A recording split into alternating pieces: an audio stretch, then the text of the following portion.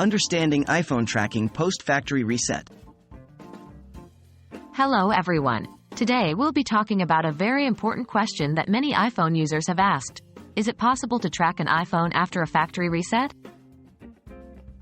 What happens during a factory reset? A factory reset, also known as a hard reset, restores an iPhone back to its original factory settings, erasing all data and content, including music, photos, and apps. Most importantly, a factory reset removes all personal information from the device, including the Apple ID, which is vital for tracking purposes. Can an iPhone be tracked after a factory reset? In short, no, an iPhone cannot be tracked after a factory reset. This is because tracking an iPhone generally relies on the Apple ID and the associated services like Find My iPhone, which gets removed during a factory reset. When the device is wiped clean, it no longer has the credentials and other information necessary for the tracking services to recognize and locate the device.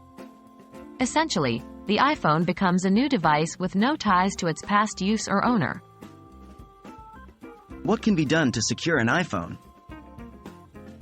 To ensure your iPhone is secure, always activate Find My iPhone.